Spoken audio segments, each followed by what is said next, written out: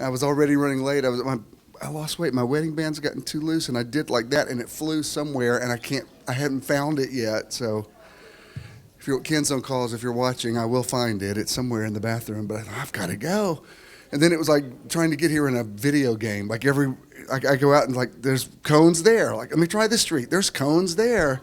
There's cones everywhere. So finally I thought, well, I guess I'll just settle down. So here we are. Let's all stand. I'm assuming you've all met each other by now. You've probably exchanged phone numbers and good. I'm not going to make you because people get hostile, but if you want to move in, I would love you for it, but it's all right. I will like you for it if you don't. You know what? Since we're running late, we'll skip the opening video. And we're all here. We all got here in one piece. And for anybody that's on their way, we just speak protection over them. And those of you that are online, we welcome you. We welcome all of the cyber congregation.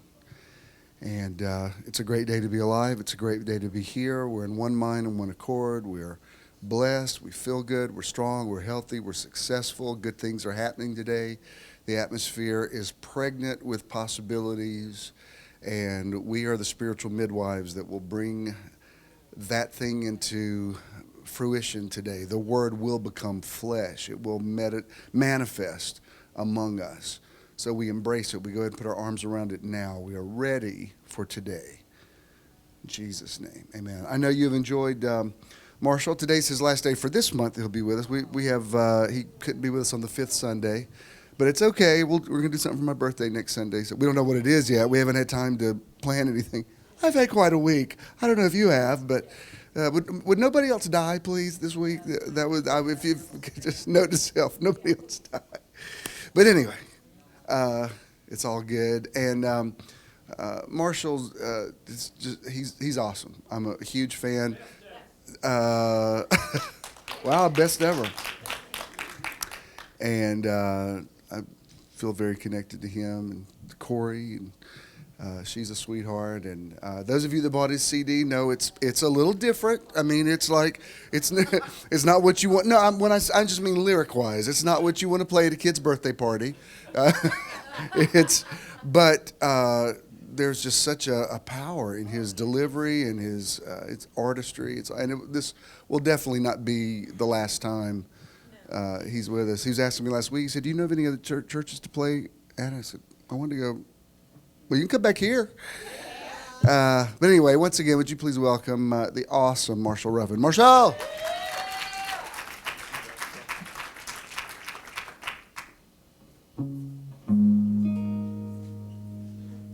Thank you for sitting down.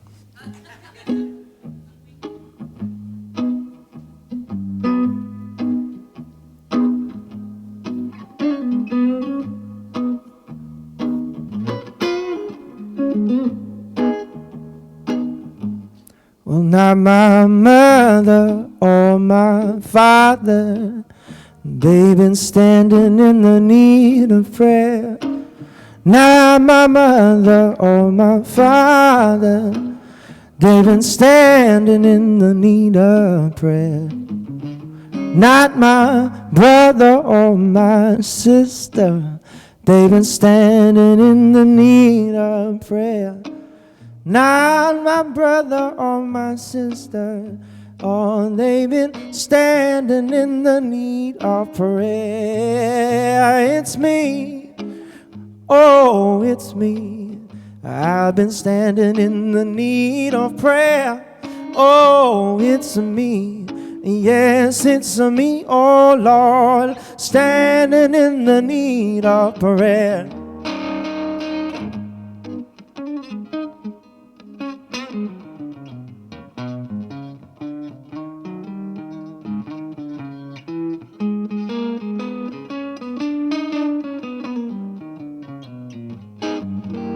Not the preacher or the teacher, they've been standing in the need of prayer. Not my preacher and not my teacher, been standing in the need of prayer. not the neighbor or my stranger. They've been standing in the need of prayer. Not my neighbor and not the stranger, standing in the need of prayer. It's me, Lord knows it's me. Oh, I've been standing in the need of prayer. It's me, yes, it's me, oh Lord, standing in the need of prayer.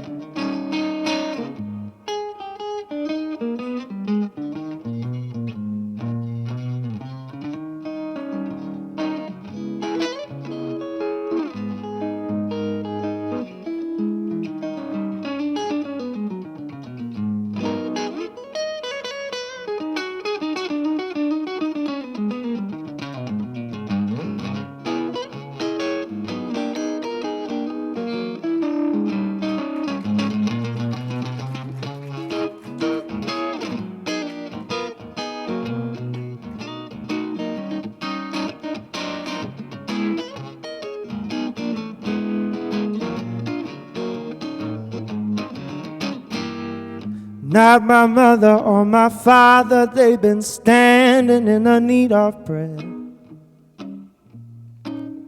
Not my brother or my sister, they've been standing in the need of prayer.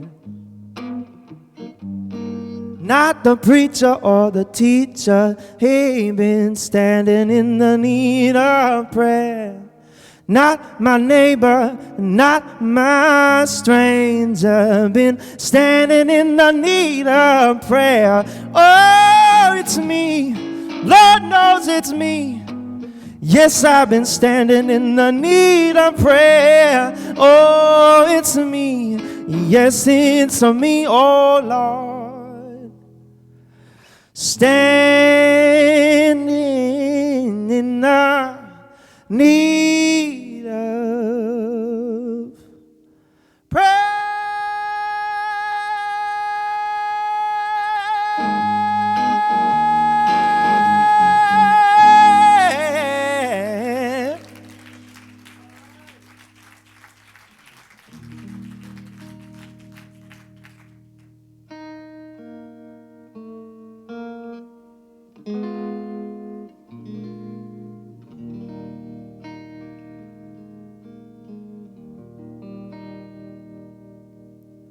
You can never hold back spring.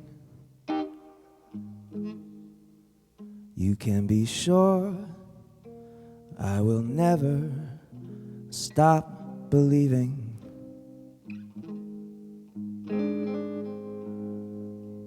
Blushing rose that will climb, spring ahead or fall behind. Winter dreams the same dream every time. Baby, you can never hold back spring. You can be sure when you've lost your way. The world is dreaming, dreaming of spring. So close your eyes, open your heart to the one who's dreaming of you. Baby, you can never hold back spring. Remember everything that spring can bring. Oh, baby, you can never hold back spring. Oh, baby, you can never hold back spring.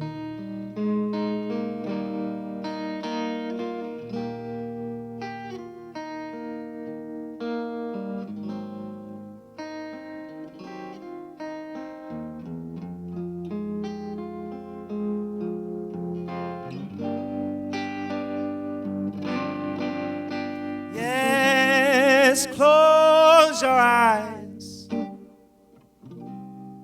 open your heart to the one who's dreaming of you. Baby, you can never hold back spring. Remember everything that spring can bring. Oh, baby, you can never hold back spring. Oh, baby, you can never hold back spring.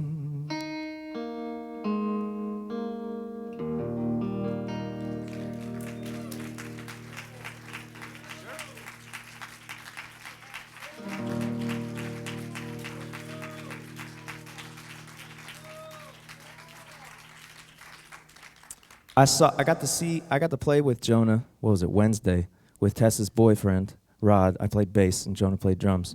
And he told me he was gonna be here next Sunday, but he can't make it now. So if you guys want me to, I can come back. But that's up to you. You said it's your birthday.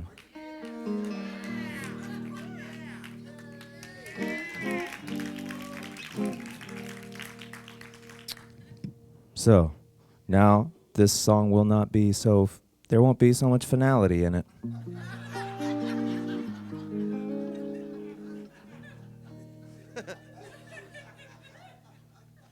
I don't know, okay, this might,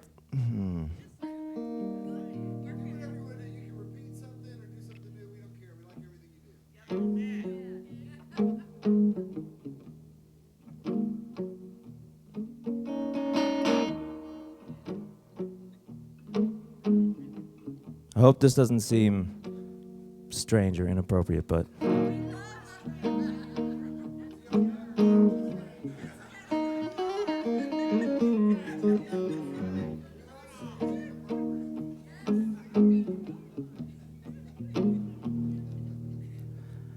Grandma's hands clapped in church on Sunday morning. Grandma's hands playing the tambourine so well. Grandma's hands, they used to issue out a warning. She'd say, baby, why you run so fast? You might fall on a piece of glass. There might be a snake down there in the grass. Grandma's hands.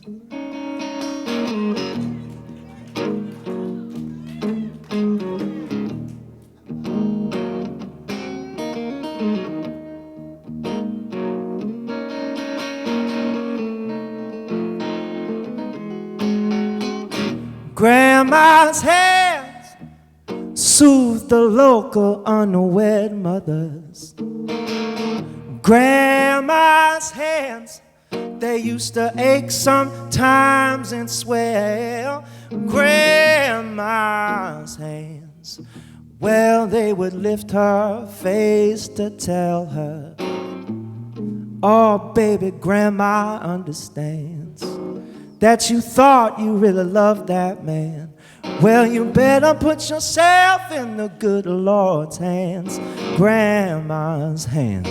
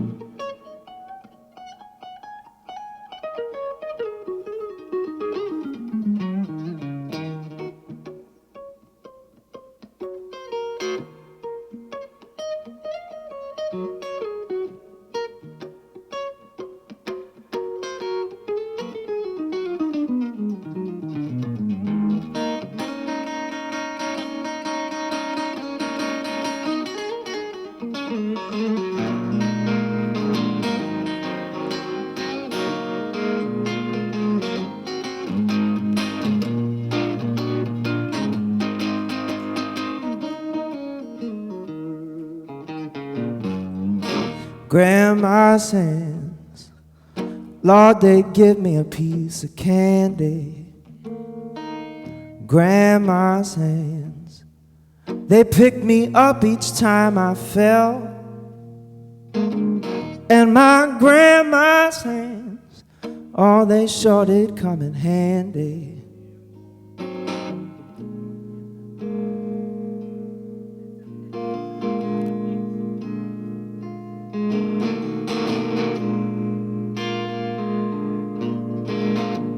They said, Maddie, why you whip that boy? What you wanna spank him for? Didn't see him drop no apple core. Don't have grandma anymore. If I get to heaven, I'm gonna have to look for grandma's hands.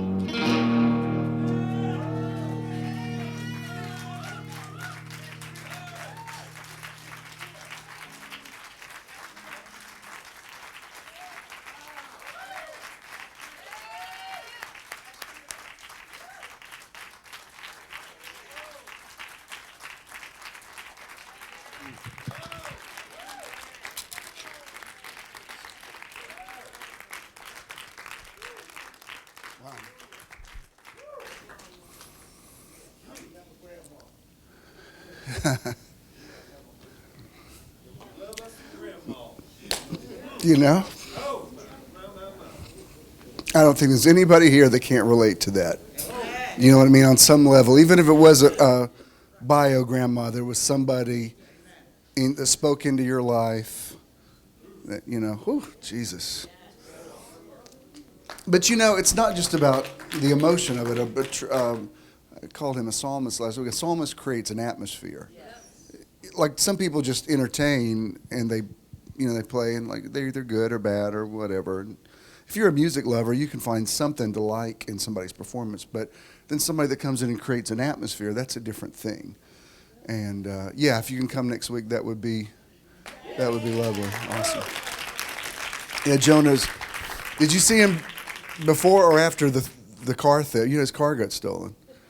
Yeah, he's on tour and he parked his car in front of, I guess it's the drummer's house somewhere, and so his car's not there, and he's on the road right now. So I talked to him last night. He said, I can't. I mean, we've reported it to the police, but he said, you know, what am I going to do? He said, I needed new tires anyway. So I'm like, well, okay, I've taught you well.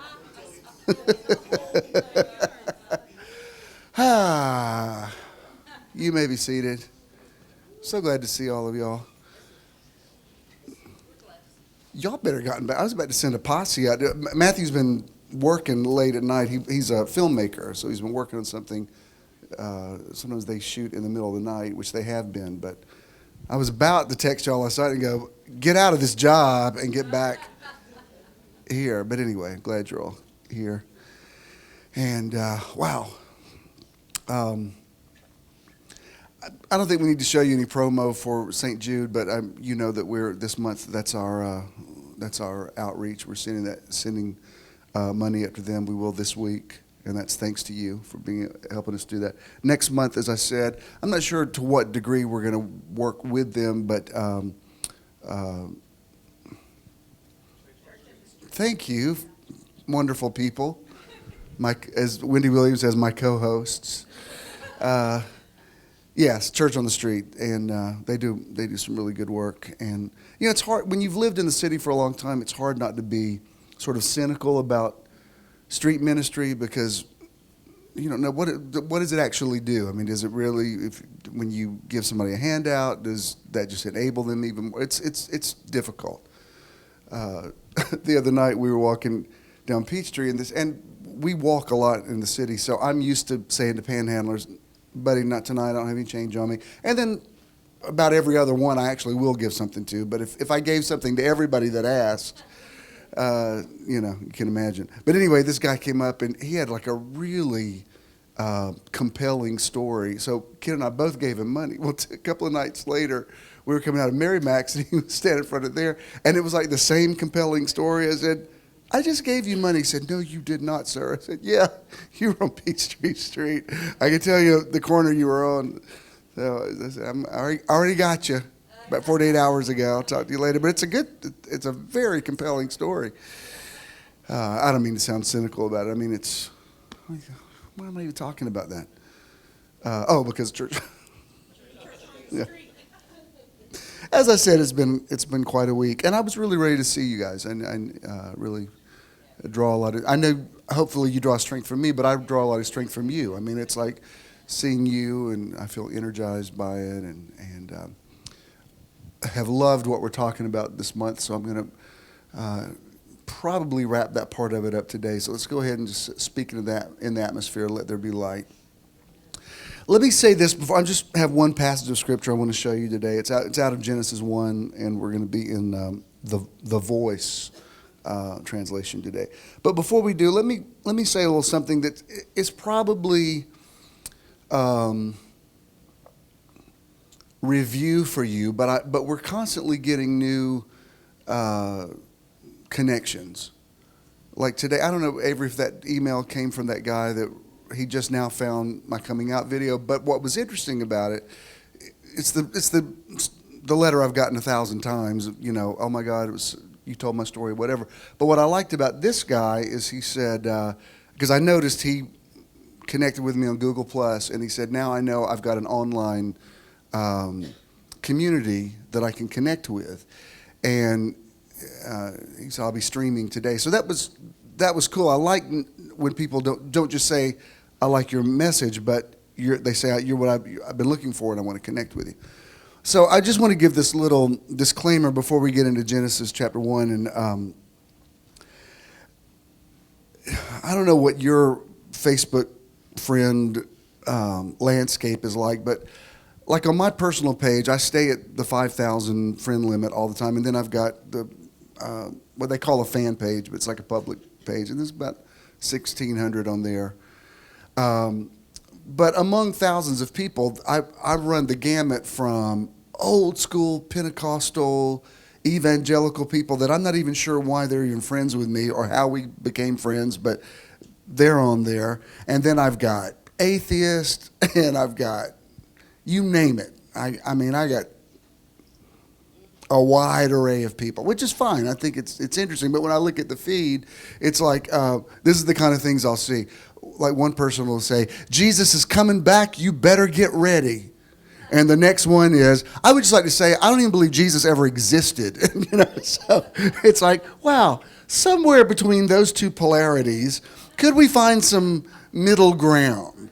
Because when we had this conversation the other night, when somebody is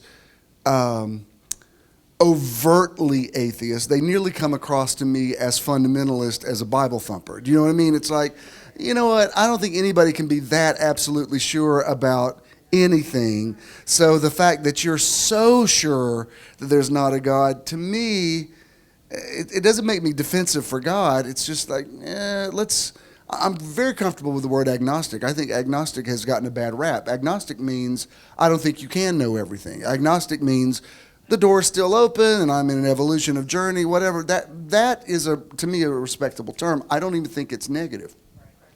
I feel agnostic about a lot of things that I used to be absolutely sure of. It was interesting. My uncle passed away this week, and we had his funeral yesterday. And one of the people who spoke at his funeral was talking about, I speak to my body every day, and I have divine health, and I'm going to be like Moses and live to be 120, and my eyesight will not dissipate. And I thought, I'm all for that, but in this context, that's an inappropriate message because this man just died of leukemia. So, yeah, when we get out of here, I'll be on the bandwagon with you and say, absolutely, let's believe that. That's best case scenario. But in this context, let's maybe take a different attack because you're not interpreting what this is about. And even his wife, my aunt, for this last year, they've gone through the whole bone marrow thing and all that stuff that people who have leukemia maybe go through. And she has kept a Facebook page of his journey, and it makes a lot of sense to do it that way, because I know when my dad was in the hospital a few months ago, people are calling you every 5 minutes asking what's going on, and you have to just keep saying that same thing over and over again. So it really is effective time management just to make an official post. Here's what happened today, blah, blah, blah. So she's been, people have been on there believing for a miracle and hoping against hope and standing in faith or whatever. And then all of a sudden, it took what actually happened is he had a heart attack through all of the stuff.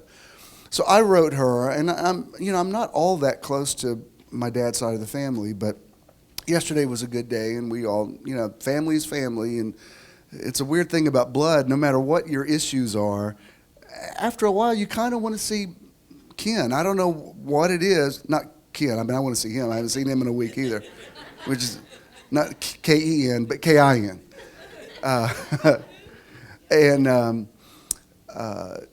So, yesterday was as positive as it could be under the circumstances, and I may say a little something about that later. But what I wrote to her on her page as soon as I heard, I wrote, Ephesians 6:13 says, having done all to stand, stand. And you did all. You stood, you hoped against hope, you believed in faith for absolute miracle until he drew his last breath. And I said, we all hate disease and we hate what it does to people, but what's sadder than disease is going through life not being loved. And I said, one thing's for sure, Bobby left this world knowing that you loved him. And he was loved by a lot of people, but especially by you, and you stood by his side. She's virtually lived in that hospital for the last year.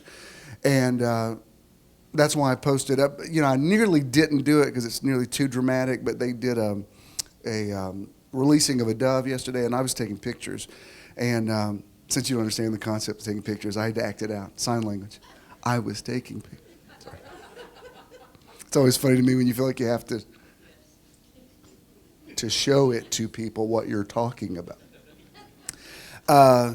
And I got a shot of her holding the dove, and then a shot of her doing like that as the dove flew off. And they did that last year. It's been nearly exactly a year since my dad's sister-in-law passed away, and the Swilleys are all their plots are right there. So you're looking at everybody that's passed away in the last 20 years. We're actually,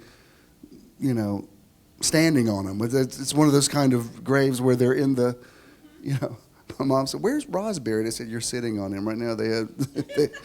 Because they had the thing, and it's one of those kind of cemeteries where the brass plates are the thing. That's what you do. So you stand on people. And, anyway, maybe I shouldn't talk today. Can somebody go over to Opry Diem and get me a lightsaber? No, I'm just kidding. It's my favorite drink. Anyway, can we edit that out? We edited that. No, it's too late. It's already on the World Wide Web. All right. Anywho, what was I saying? Yeah, that. Set up the house. Do you want to open a tab? Yeah, sure. No, I'm just kidding. Not really. Oh, yeah, and I was mainly just saying,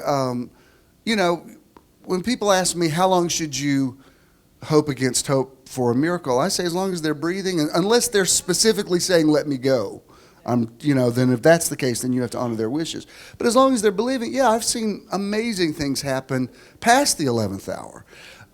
But then once that has happened, then you have to accept it and move on. And I'm saying that to say, when I read Genesis chapter 1, of course I know that the earth is older than 6,000 years.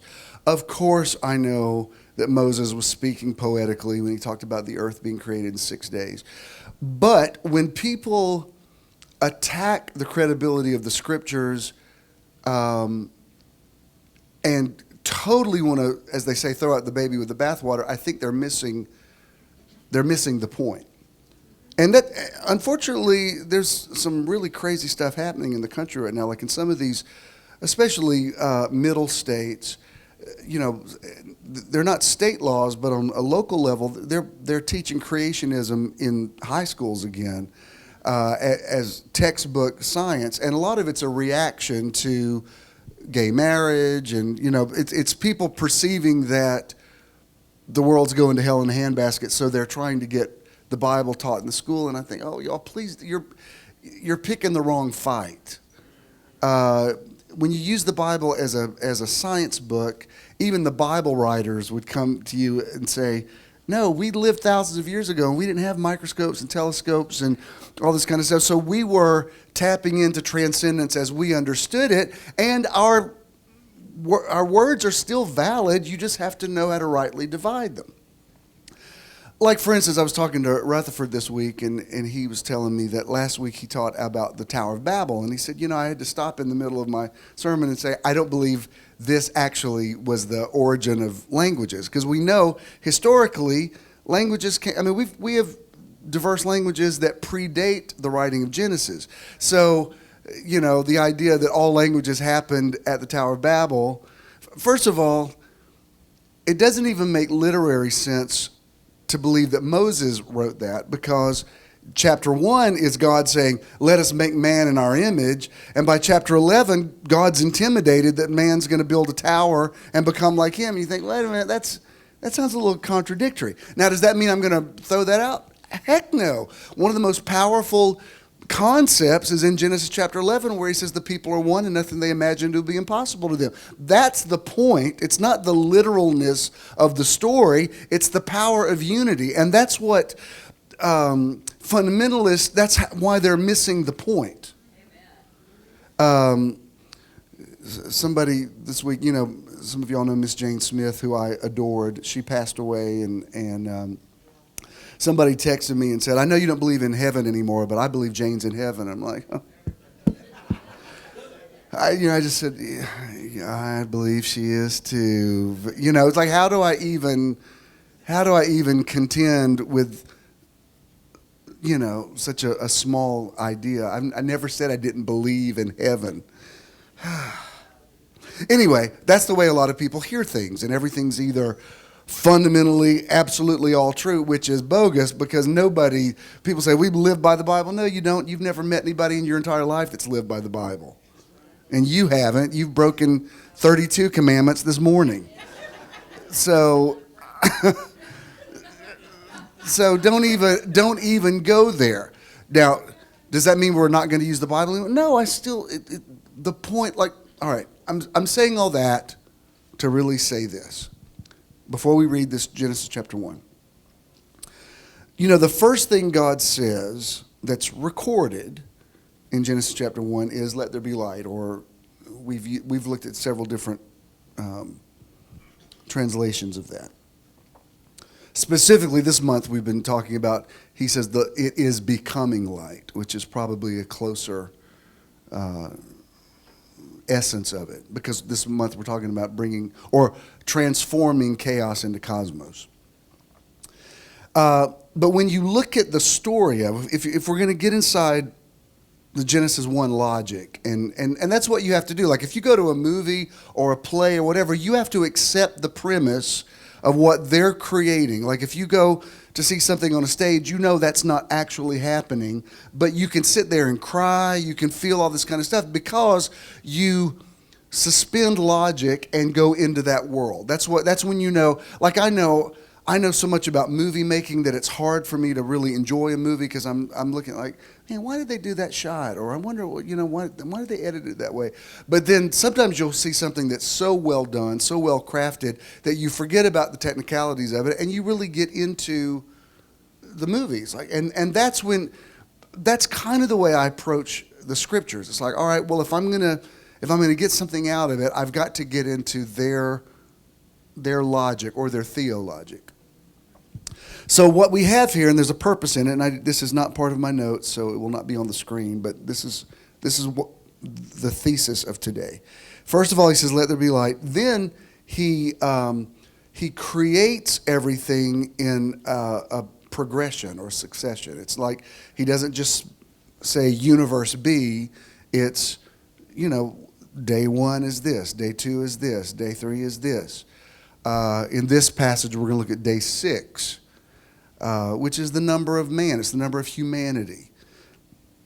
When the scripture talks about 666, it's not talking about a microchip being put in your head. It's just the number of man. Basically, when Revelation 13 says 666, it's saying man, man, man, or humanity, humanity, humanity. It's not. There's nothing particularly dark or evil about that particular number. 7 is the number of God. It's man plus divinity, and so 6 becomes 7. And numerology is interesting, and there's a lot of truth to it. So he looks at everything. I mean, he creates everything in a progression, 6 days. Again, I think we know. I'm not believing this is literal. I'm saying this is inside. If Moses wrote this is inside his, not just his logic, but his revelation. I believe these men had revelation. When people say, do you believe the Bible is inspired? Absolutely. Of course it's inspired. It is God-breathed. Is it infallible? No, and it never claimed to be infallible. All Scripture is given by inspiration of God and is profitable. Even the Scriptures never said it is absolute. It says it's profitable. And the profit comes, when you get a paycheck, you don't get all of it. Remember your first paycheck? You're like, who the heck is FICA? And why do they keep taking my money? It's because it's not all yours. That's why there's a difference between the net and the gross and all that kind of stuff. And we're in tax season, and you're probably dealing with that right now. But that's exactly the way the Scriptures are. You net some of it. You don't take the gross of it. It's like you have to understand the limitations of people who spoke at a certain time, but you also commend them for look at these amazing concepts they came up with without the benefits of science. And as it turns out, now quantum physics comes along and verifies things that people in antiquity could have never understood. And even science doesn't disprove the spirituality of it. For instance, in the Genesis narrative, God puts a rainbow in the sky at the end of the flood and says, I'm not going to destroy the earth again ever with water. Well, ancient people didn't understand that light was shining through, it was refracting, and it was creating a prism and that kind of stuff. However, isn't that what you feel after it stops raining and you see a rain? Make you feel a sense of promise? And that has nothing to do with the literalness of whether there were 2 kangaroos and 2 zebras on the ark. The point is, rainbows are spiritual, and they do give you a sense of hope. And when you see what it says to us is, the writer of the Noah story was tapping into something that is valid, that it doesn't always rain, and that the sun does come out again, and it does shine through those raindrops, and the storm does clear things. So that's what the atheists are missing. You're like, no, don't throw all that away. There's great spiritual validity in this. I remember one time when we had church in Midtown, one night it had rained all Thursday afternoon. This has never happened to me before, but I was driving up Virginia Avenue, and I could actually see where the rainbow began. And it's like I drove through it. That's never happened before. It was like this mystical experience, but I was like driving up to it. I thought, oh my God, I'm like driving. I could actually see it in my rearview mirror. And it gave me a feeling of bliss. I was just like, I'm a man of promise. I mean, I felt energized. I was like the Bionic Man after that. It's like I don't know what. I just became a superhero. Mild-mannered Jim Swilley drives through a rainbow one afternoon and becomes Promise Man. It's like so. So if you split hairs over, did the flood actually happen? You're missing the point. It's not whether that was a literal thing that happened. It's a story about how one man could save the world. And that's why if we don't have the Noah story, then we have no Gandhi, we have no Martin Luther King. We need to know that one person absolutely can make a difference. Again, you all know this, but thank you for acting like you've never heard it before. You're adorable. Here's the part I want to give you today that's not in the notes. What I see in this, if I were going to do an old school 3-point outline, I would see three things there. And they are perspective, progression, and purpose. And let me tell you why. The first thing he says is, let there be light. What that says to me is, as soon as something happens, you're supposed to speak to, where is the light in this? What am I going to learn from this? Even this morning, I was running late, and then I was blocked off, and I couldn't see. You know, it's bad enough when you're blocked, but when you can't see, why are all these cars? What's going on? Has there been a wreck? What is it? Well, when I finally got up there, I saw, some stragglers running by, and there was a cop intermittently letting people get through. And so I Googled Atlanta race today. So it was the half marathon today that I didn't know. So okay, that's what it is. And I started to get stressed out about running late. And I texted Avery. She says, everybody's fine. They're talking or whatever. And I said, I don't know how late I'm going to be, but I'm going to get here. And then Charles texted me and said, I'll preach if you're not here. I'm like, I'm here. Relax. Good Lord. So anyway, you gotta protect your turf these days. Anywho, and Charles, I'm sure could do a good job, but it's not on my watch. I'm pulling in the parking lot now. But even at that, I thought, okay, well, what am I going to learn through this? Well, this is their city too. And, at first I thought, you stupid runners, come on. I got to get there. And I thought, these people have probably trained for a year to run this race. And, yeah, I'll sit here and honor the fact that they're running their marathon. And guess what? Their marathon is as important to them as my getting here is important. And it was, so in that little frustrating situation, I'm saying, let there be light. What can I learn from this? What am I going to see from this? And I've been doing that all week. Even though it's been a challenging week, everything, it's like that's my first impulse now is let there be light. What's the perspective on it? Let me tell you, you will enjoy life a whole lot more because everything's not going to be perfect all the time. I don't care. Laws of attraction, faith, whatever you're walking in, there's still going to be stuff that that stinks periodically. It just is. There's no getting around it. And I'm all for being positive, and I accentuate the positive, whatever, but there's just sometimes things happen. And it's interesting to me, like I posted something, not only was this week the first day of spring, it was also the International Happiness Day. And when I found that out, oh, happy birthday, Patty. That's amazing. And my bad for missing that. I was not aware that was. I had a lot going on, so happy belated birthday. But the day that I found out it was Happiness Day, it was just, I had a good laugh over it. Because there's some days when you hear today's Happiness Day, you want to go, absolutely. And there's other days you're like, yeah, whatever, happiness, man. It's like, I got your happiness right here. Anyway, that's kind of... And it was just, I don't know, it was just ironic. But then I thought, you know what? It is Happiness Day. And whatever little nonsense I've had to deal with today, that's just part of life. It's not spiritual warfare. It's not, like yesterday, I don't know who's going to stream this. Please nobody be offended if you come up in my stories today. But at the funeral yesterday, there were people that I saw from my past. I mean, like my past, before I knew most of y'all. And I said, well, it was really sweet of y'all to come to the viewing and the whatever, you sit around at the funeral home and all that stuff. And this one person said, everything I know about God, I learned from you.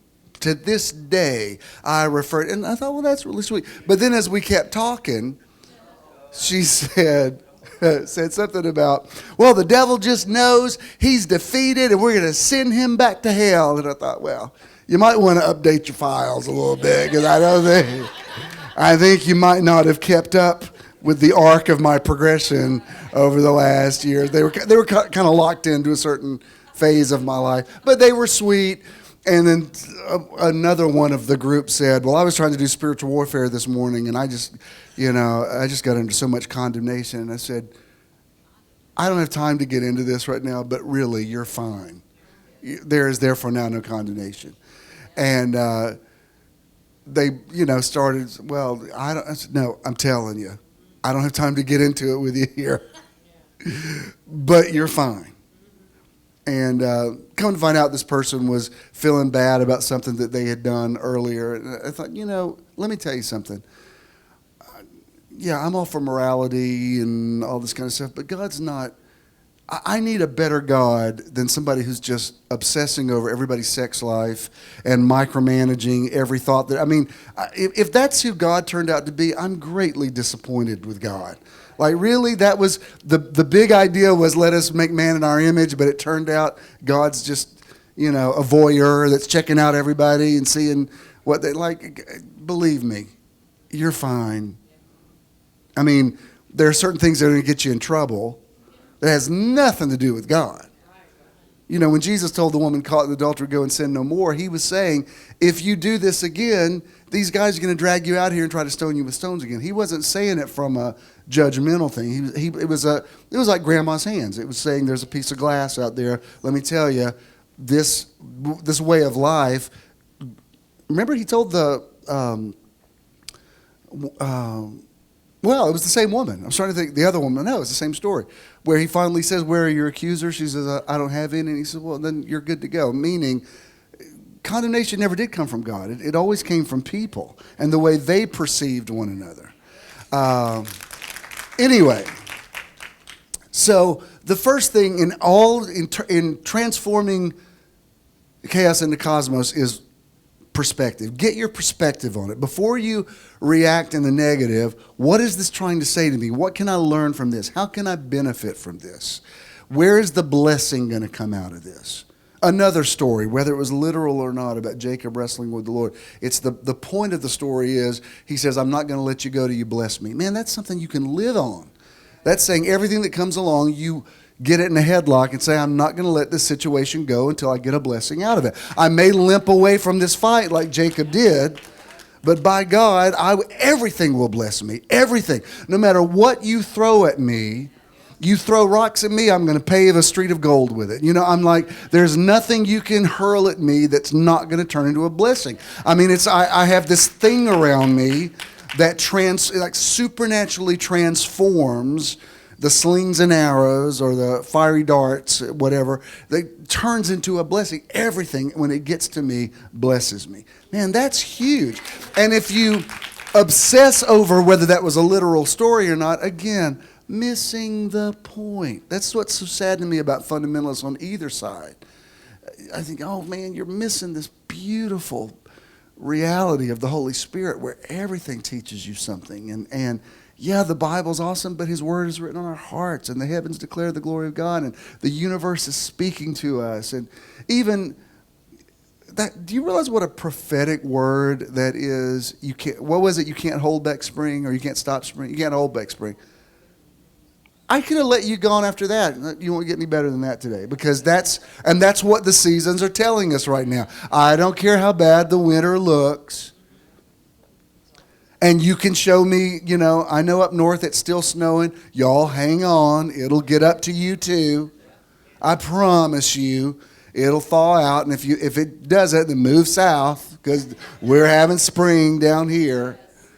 But that's like the Psalm saying, weeping may endure for the night, but joy comes in the morning. You don't get that from the Bible. You get that from watching the sun come up or seeing, don't you love, like, I've already seen them lots of places, but it looks like to me daffodils are the first thing that appear.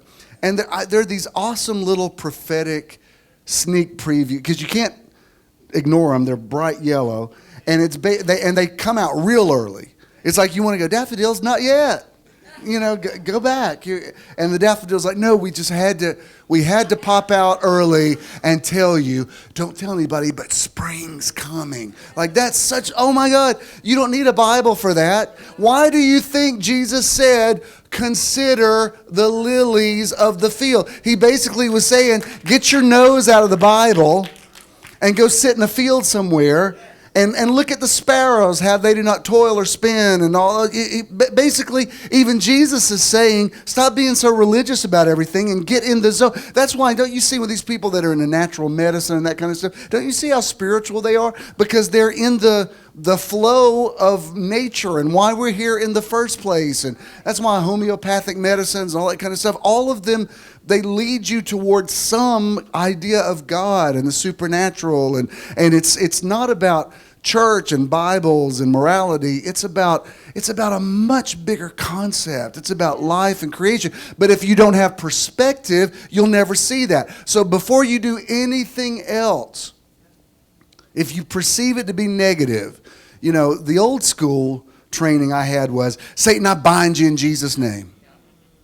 Even there would have been a time years ago, even just getting over here today with as many obstacles as I had, I would be like, in the name of Jesus, I take and I thought, you know what? This has nothing to do with spiritual warfare. It's a marathon, and it's not the devil. And, I don't want to have a flat tire, but if I did, it's a law of physics that if I run over a nail, that could happen. So, it's like I don't live in that consciousness anymore. Because before I just automatically rebuke it, I want to say, well, let there be light. If there's chaos somewhere, where's the cosmos in this? You know what that really, I know I'm repeating myself, but basically that's eating from the tree of life as opposed to eating from the tree of the knowledge of good and evil. Instead of everything being divided into two columns, this is the good stuff and the bad stuff, it's just the stuff. And with all the stuff that comes along, you're like, well, let there be light. What am I going to learn from this?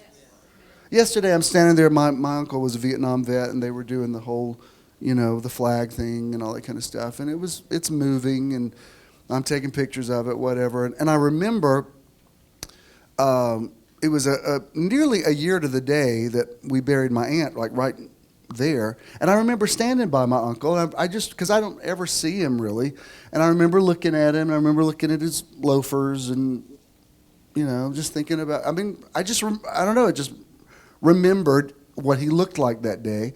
And who would have thought a year from now he was going to be buried 20 feet from where we were standing.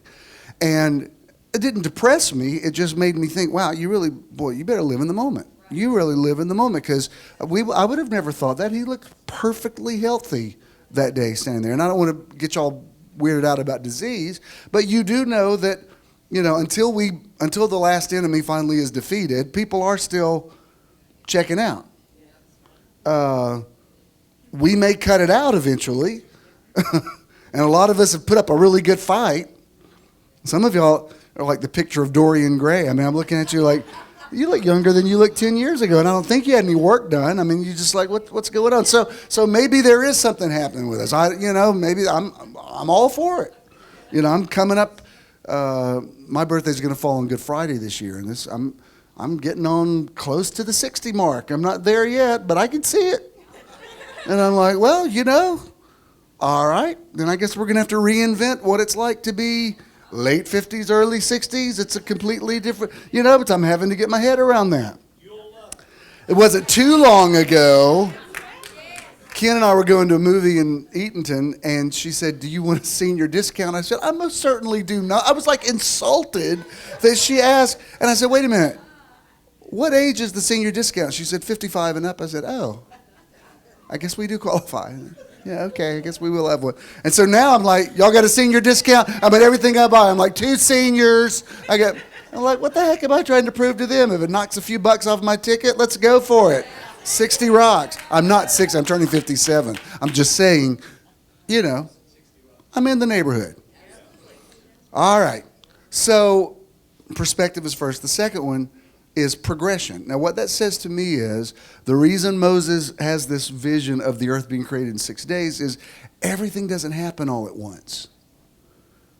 You don't just say, life be wonderful, and it's wonderful. It's line upon line, precept upon precept, day after day. You don't just have a good day that you prophesy to the wind. It's every day. Every day. And I don't mean to get you in some legalistic thing about it, but I mean every day you have to get up. I don't care what you know. I don't care how much revelation you have. I still have to have attitude adjustments. I still have to go back and think about things that I've taught. You know what that's like when you get up and preach a strong faith sermon and think, well, that's great. Now I got to go walk in that, because it's easy to talk about. Just because you have a gift to teach it doesn't mean you have a gift to live it. And you have to work at it, just like every day you got to eat, every day you got to go to the bathroom, every day you got to clean yourself up. I mean, I don't care how good you look today. You might have taken 3 hours getting ready this morning. It ain't going to last you through a night's sleep. Tomorrow when you get up, you might can protect your hair and a couple of things, but you're going to have to do something. You didn't just roll out of bed this morning. You didn't say, oh, man, I did such a good job yesterday. I didn't even have to touch it this morning. No, you're still going to have to touch it. You're going to have to reapply. You're going to have to do something. You're going to have to brush your teeth. So, and we don't get freaked out about that. We don't go like, oh, my God, really? I have brushed my teeth thousands of times. Well, no, we appreciate if you will do it. And that's really not in a legalistic way, but that's the way you have to be, His mercies are new every morning. And every day I'm going to say, well, it's a great day. And usually I will post something about, it's a beautiful blue skies over Atlanta. Well, when I looked out this morning, it was gray, misty skies. So I thought, well, it's a lie to say it's the blue skies. I mean, they're up there, but I don't see them. So I just said, it's a great day. Good things are on the way. I mean, because that's the truth I could get my head around. And I'm already walking in that word. Already, good things have happened. It's already a positive day, et cetera, et cetera. But then at the end of the progression, he says, he basically says, all right, humanity, I want you to run it now. I want you to be in charge of it. Now, this is what I appreciate about Moses and whoever else wrote, especially the book of Genesis. It was predominantly Moses, but there clearly were some other authors in there. These people had an idea that this person, this entity that they called God, created them to be like him or it, and basically told them to be gods in this environment. Now, as you follow the arc of the Bible, it seems like people forgot that. People begin to, feel less than, and Moses came up with laws to try to make people feel godlike. And if you're going to embrace the atonement and the cross and all that kind of stuff, then understand why. I don't believe Jesus came to satisfy God. I believe he came to change our perception, to say, no, you were all created to eat from the tree of life. And so I'm going to show you how to do it. When I die on the cross, I'll be back. I do believe in a literal resurrection. Easter is going to be on the first Sunday in April, and the 5th. And all 3 of my sons are going to be there that day. They're going to sing together, and so I'm really excited about that. But I love Easter. I mean, I'm not ever going to become so progressive that I don't believe Jesus actually. No, resurrection that's non-negotiable, because I believe that Jesus came and he said, look, all right, I'll even die, but I'll come back. I'll show you that even death can't stop me. That's what Adam and Eve, whoever they were, that's what they were supposed to have known to begin with. So I love that initially these writers understood something called God made us to be God. God created God. And you see people nearly tapping into it, when you see phrases like King of Kings or Lord of Lords, that's saying, he is a God over gods.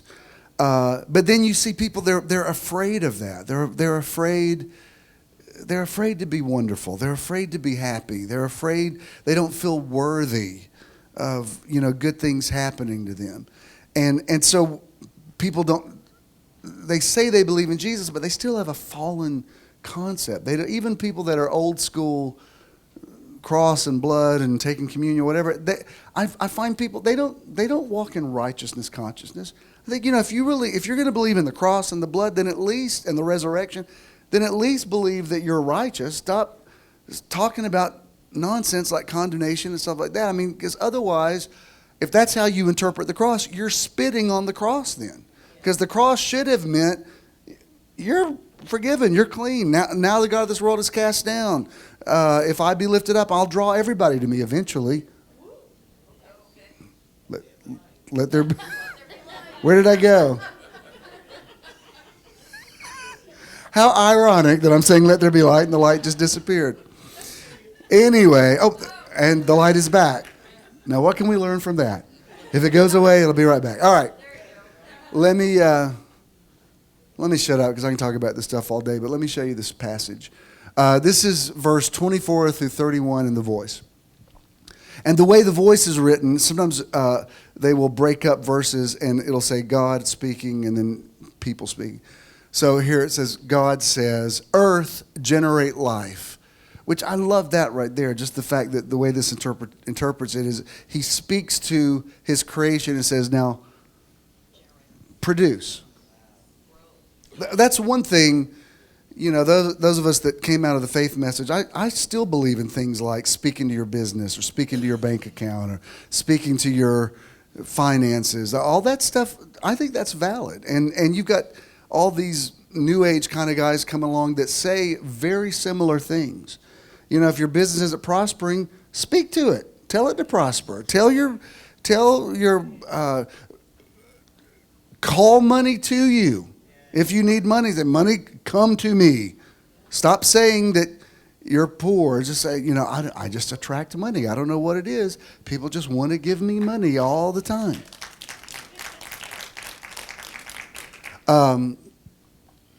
That's why even when we got married in New York, I posted a picture of our wedding license, and you can see my address on it. And several people immediately wrote me and said, "Did you know you can see your address on that?" And I said, "Yeah, it's fine. I mean, it would be pretty easy to figure out where I live, and I live in a building with a concierge. I mean, you can't just like walk right in, but." This woman who's a witch wrote me and said, "Hey, I just want you to know you can see your address on that." I said, "Yeah, I'm hoping people will notice where to send the checks to." And she said, "That's so awesome. I'm going to put my address on you." I said, "Works for witches too, baby." Yeah, like write those checks to send them to 115 West Peach Street. All right.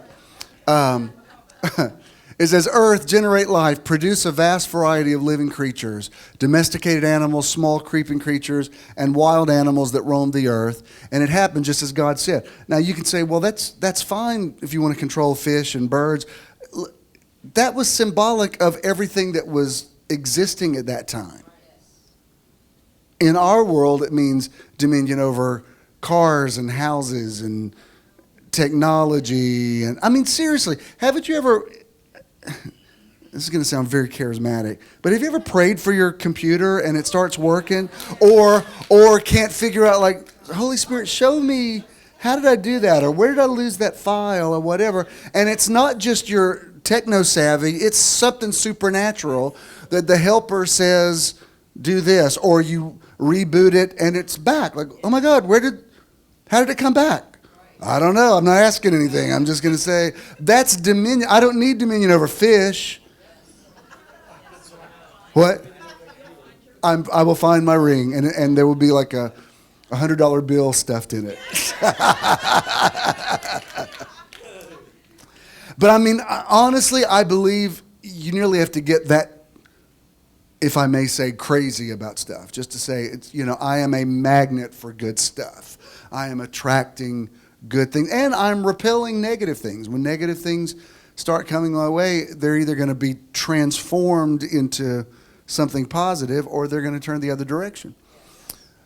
Verse 25, it says, God made earth creatures and a vast variety of species, wild animals, domesticated animals of all sizes, and small creeping creatures, each able to reproduce its own kind. God saw that his new creation was beautiful and good, and God paused. Now, verse 26 is where the King James says, let us make man in our image. Here it says, now let us conceive a new creation, humanity, made in our image, fashioned according to our likeness, and let us grant them authority over all the earth. Now, I don't use the Voice for everything, but on this one, I think they nailed the meaning of this, the essence of this. He goes on to say, the fish in the sea and the birds in the sky and the domesticated animals and the small creeping creatures in the earth. And you could just go on with saying, and my cell phone and my iPad and my automobile and my kids, everything that's under your umbrella, you speak to it. It's all supposed to be prospering. Your Metron. There's a good word. Should use that sometime. Your Metron is your sphere of influence. Everything that has to do with my sphere of influence, I command it to prosper. Verse 27, so God did just that. He created humanity in his image, created them male and female, and there's a whole teaching in that we will come back to at some point. And I love verse 28 says, then God blessed them and gave them this directive. Be fruitful and multiply, populate the earth. I make you trustees of my estate. Now, how does a trustee of an estate work? A trustee decides how the estate's going to be distributed. That's some awesome power. Here's what I've created. Now let's make them trustees of my estate. What? So care for my creation and rule over the fish of the sea, the birds of the sky, and every creature that roams across the earth. God, to humanity, says, look, I have given you every seed-bearing plant that grows on the earth and every fruit-bearing tree. They will be your food and nourishment. As for all the wild animals, the birds in the sky, and every small creeping creature, everything that breathes, the breath of life, I have given them every green plant for food, and it happened just as God said. Then God surveyed everything he had made, savoring its beauty and appreciating its goodness. Evening gave way to morning. That was day 6. What do we see here? Perspective, progression, and purpose. He says the purpose of the creation is for them to, I created it, but I want them to run it. I want them to manage it. That's why I don't want to take anything away from your idea of a higher power, because I believe in higher power. But when people feel like, oh, I don't know, God's up to something, God's going to do something, well, you should be up to something. God has empowered you to have good ideas, good plans. I'm not saying that God can't bless you, but God, hear me, has given you the ability to bless yourself.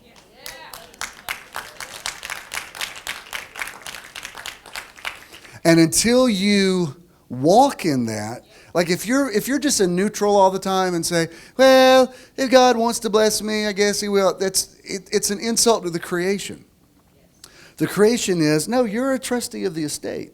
If you need a blessing, then create a blessing. Speak a blessing. You've got creative power. He said, I'm going to give them power to create after their own kind. You have creatability. The ultimate act of sovereignty is the sovereign created sovereign beings. And a lot of people don't want to hear that. They don't want to hear that they have that much power over their own life. And because responsibility comes with that. And when something negative happens, sometimes, or that it appears to be negative, you have to say, well, I own that too. You know, it is what it is. My life is a product of the choices I have made. And I'm okay with that. I'm willing to recognize that I'm responsible for my life. I will say this one thing, and I know some of you may not know this, but Leslie's father transitioned earlier in the week, and she did, I'm assuming you did the service Friday. And both Joe and Leslie have been through quite a journey in the last, I'd say, couple of years with their parents, and so all of that is done now, and it's a good thing. I mean, her dad wanted to stay to make sure her mom was okay, and her mom left a few months ago. And so many of us have been through things. Of course, Patty just lost Miss Dorothy. So many of us have had people go to the other side. And we have to find where's the blessing in it. One thing about Leslie is so positive. Usually when I call somebody, about their parent, I'm like, just want you to know I'm sorry, and we're praying. She's like, Bishop, I just want to tell you, my daddy crossed over, and he's with my mama now, and it's the best day. Like, she's so happy about it. I thought, well, that's a real kingdom mentality, to say, this is good. They're alive. They're together. We got our weekends free again. I mean, that's just a real honest thing to say, it's a lot to take care of somebody all the time, and you'll do it but there's a little bit of a relief when, like these people that don't want their kids to grow up. I didn't understand that. I was thrilled when they were potty trained. And, even, I remember I was a little nervous when my kids started driving, but I was so happy I didn't have to take them everywhere. I remember the first day I said, Judah, drive Jonah to practice. I was like, oh my God, that was so worth the insurance and everything. Just, I can sit here with my feet up and so there's a blessing in everything. But even yesterday, I will say this because I want to go into every situation looking for the blessing. And, I understand why people on both sides of my family, they haven't really been mean to me, but it's like the realities of my life in the last 5 years are like unspeakable to them. Like they don't acknowledge like any of it. Like that I came out, that I got married, that I'm not at church. It's like they just never, when I do see them, it's like it never happened, which because I'm never afraid to talk about anything. So I always feel like I'm taking crazy pills around them, but I'm like, all right, if we're going to do the denial thing, and this is what works for you, fine. So I've learned to prepare myself for whatever. And so yesterday, through the whole process of the funeral and having to pick up my parents and take them there and all that, there was lots of opportunity for lots of things. But I've just decided in every situation I've been in lately just to be positive about it and look for where's the positive. And I actually was happy to see everybody. And I thought, I'm not going to judge them for the light that they walk in. Because I understand in their mind, if they were to say congratulations to me, that's them saying, I'm okay with gay people, or I'm okay with gay marriage. And in their mind, the next thing is abortion, and the next thing is, and it's like, I know the way they think, so they, in some sense of righteousness, they have to just ignore it. So, okay, fine, whatever. The only reason Ken didn't go with me yesterday is because he was on call. Otherwise, he would have. Because we don't play that. We're like, no, we're awesome, and y'all gonna have to deal with us whether you like it or not. So Avery had come to the funeral, and I said, well, just ride with us to the graveside. Well, then the family was all going to go to this restaurant, and we weren't going to go because it was, I didn't want to put her in an awkward position, and we had to drive her back after the burial to get her car. And after she got out of the car, I said, let me find out where this place is. It's not that far away. I mean, Dad, your brother just died. You probably want to be with your siblings. So let's, I thought, how bad can it be? I'll go eat some Italian food, and it is what it is. It's paid for. At least I get free chicken parmesan. Blessing. And so we found that it wasn't that far away. We drove back over there, and it was really nice. And I sat between my most conservative cousins, who were sweet, but most of my family grew up in the ministry, and they didn't. Like one of my cousins is an architect, and one's a CPA, and they're all like real buttoned down and real. They go to a Baptist church, and you can imagine me sitting at the table with them. It's like one of these things is not like the other. But they were sweet, and I really hadn't talked to them since their mom passed away, so I was asking them a lot of questions, and it was good. I thought, I'm not that close to y'all, but I love you, and you look like me. I looked at my cousin and said, I didn't know you were left-handed, and I'm left-handed. I said, I'm amazing that I'm surprised you became a CPA, and because I don't, numbers is kind of not my thing. And so we were finding common ground. And then something came up about us being in New York. And so I said, I'm sitting between two of my cousins, and I said, I was trying to explain to them why we were in New York. I said, y'all know and they both said, yes. It's like they couldn't say it. They couldn't even look at me. They had to look down like, yes. And I said, and y'all know I got, and they said, yes. So I thought, well, at least you know, because you've never acknowledged it, so I didn't know if you knew.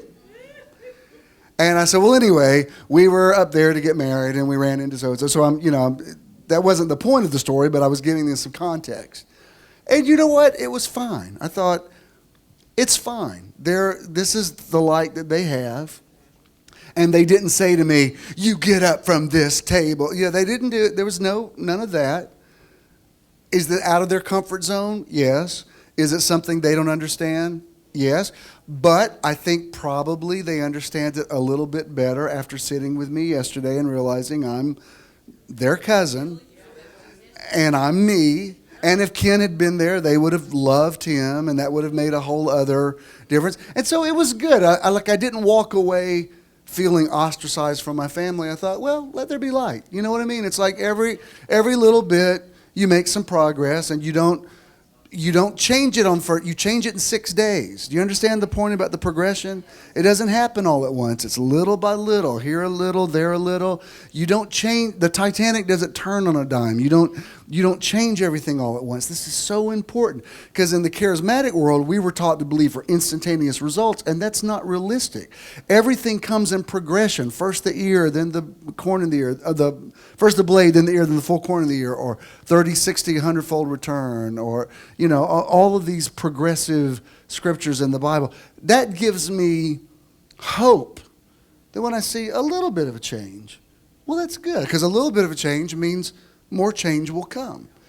But if I didn't have perspective, like without light, I could have said, you know what? I've had just about enough of this religious attitude. No, they didn't deserve that. They weren't being ugly to me. They weren't saying stuff that wasn't true either, because I think for them to say, congratulations on your gay marriage, probably is words they're not ready to form yet.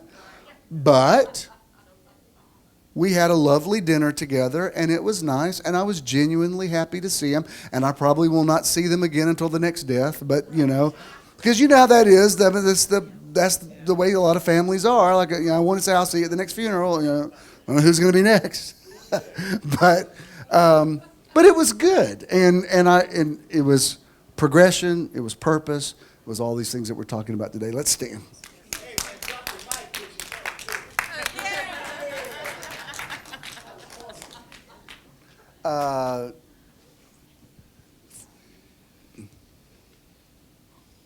What you got? What? Okay. I thought you had a word. So you're good for next week? Yes, sir. All right.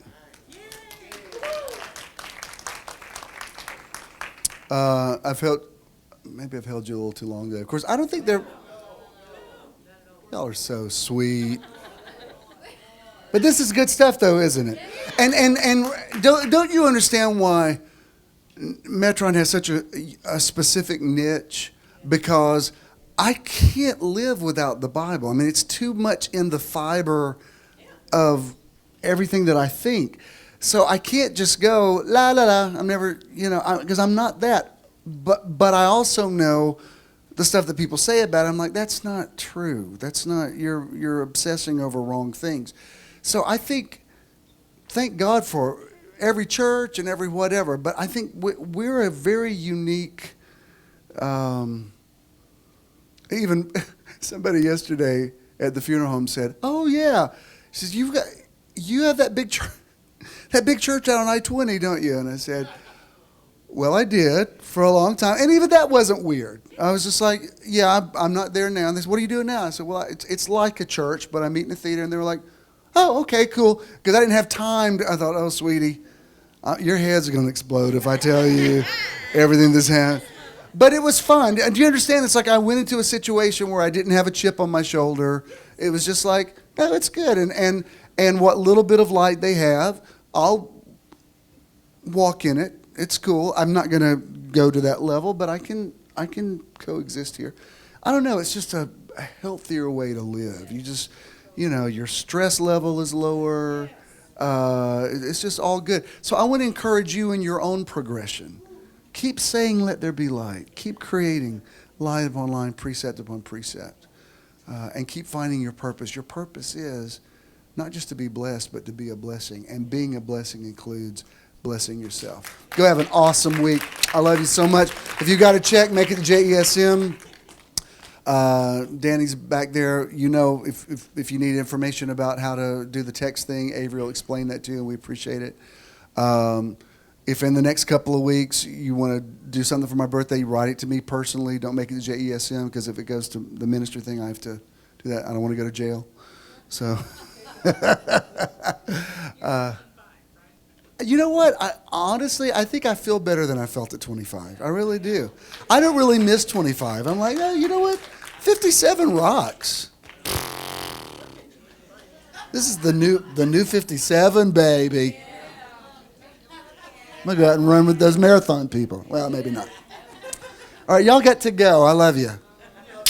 Peace. You're going to have a beautiful week.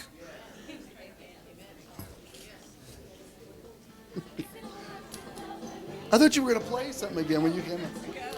Oh, you got to go. Oh.